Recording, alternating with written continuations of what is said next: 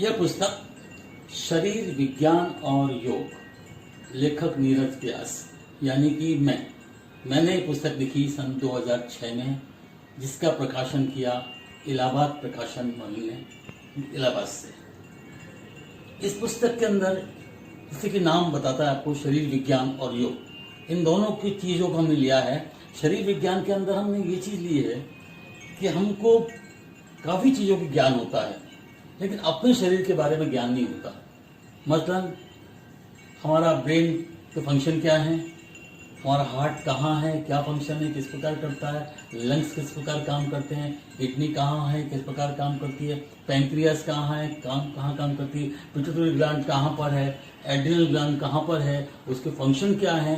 तो ये छोटी छोटी बातें जो हमको मालूम होना चाहिए, उससे हम अपना इलाज भी कर सकते हैं आराम से कि हमको पेन कहाँ हो रहा है, लिवर में हो रहा है कि पेट में हो रहा है, एलिमेंट्री कैनाल में हो रहा है, बड़ी आंत में हो रहा है कि छोटी आंत में हो रहा है। तो ये हमको कहाँ से मालूम चल सकता है? अध्ययन से। हमको इस बात का ज्ञान नहीं है।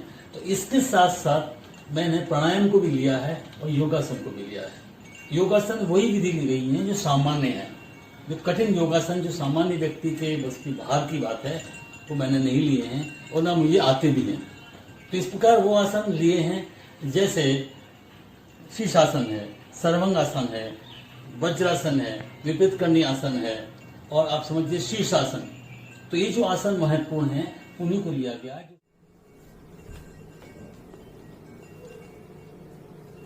सांस धीरे धीरे लो, कमर के लिए होते सांस लेना।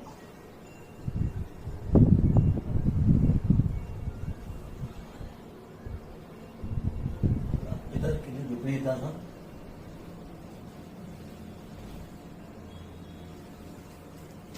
थोड़ा कम से कम 5 बार तो करना चाहिए। ऐसा हलासन से होते हुए सर्वांगासन, ऐसे धीरे से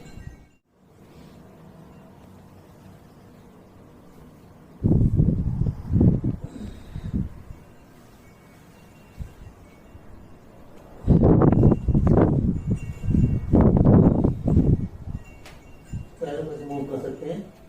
आसन सहज कर जाइए और तो उतरना हो तो पहले पैरों को मोड़ना, फिर ऐसे घुटनों को मोड़ना, धीरे धीरे धीरे धीरे रखना।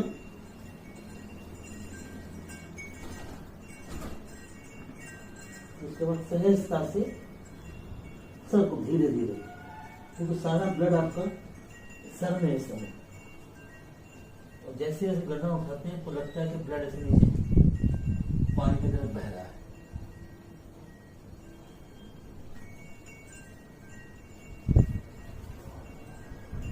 इतना ध्यान रखें, कपाल को बीच में ना रखें, सर के सामने का जो हिस्सा है उस पर टिका के आप शीर्षासन कर सकते हैं।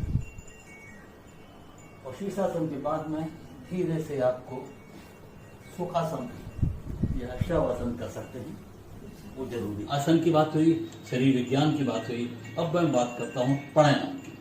प्राणायाम क्या होता है? हम जो ऑक्सीजन लेते हैं 78% तो ऑक्सीजन हमको नाइट्रोजन ही है, मिलता है 21% आपको ऑक्सीजन, उसके अंदर 4% लेते हैं, 16% तो छोड़ ही देते हैं। तो इस प्रकार हम जो बहुत कम ऑक्सीजन लेते हैं, अगर डीप ब्रीथिंग किया जाए, सांस ली जाए, ढंग के ली जाए, ढंग से सांस ली जाए या धीरे धीरे ली जाए, तो हमको ज़्यादा फायदा हो सकता है। तो प्राणायाम में अनुलोम विलोम प्राणायाम हो गया अपने, कपालभाति प्राणायाम हो गया अपने, शीतली प्राणायाम हो गया, भस्त्रिका प्राणायाम हो गया। तो 2-4 प्राणायाम जो आवश्यक है वही लेके हैं। और दूसरा सबसे बड़ी चीज़ है कि हमको सांस लेने के अंदर आवाज की आवश्यकता नहीं पड़ती। सहजता से काम करते करते भी हम सांस ले सकते हैं। धीरे से सांस लीजिए, अंदर ग्रहण कीजिए, धीरे से छोड़िए। आप ऑफिस में बैठे हो, कंप्यूटर बैठे हो, किताब पढ़ रहे हो, घर का काम कर रहे हो, और धीरे धीरे सांस को अपने पूरे डायफ्राम तक लीजिए। हम सांस उथली लेते हैं, स्वेलो लेते हैं, आधी लेते हैं। अगर पूरी सांस लेंगे तो हमारे पूरे सेल्स तक ये ऑक्सीजन जाएगी। ऑक्सीजन जाएगी तो हम निरोग रह सकते हैं। हमारे शरीर को आवश्यकता है ऑक्सीजन की। अगर हमने 1 मिनट भी ऑक्सीजन नहीं ली तो प्राण निकल सकते हैं। पानी कुछ देर नहीं पिया तो कुछ नहीं होता, खाना कुछ देर नहीं खाया तो कुछ नहीं होगा। लेकिन हवा, शुद्ध हवा अगर कुछ पल नहीं ली तो हमारा क्या होगा आप ही समझ सकते हैं। इस प्रकार कितना आवश्यक है प्राणायाम। ये प्राणों का आयाम है, प्राणों का विस्तार है, सिर्फ सांस लेना नहीं है।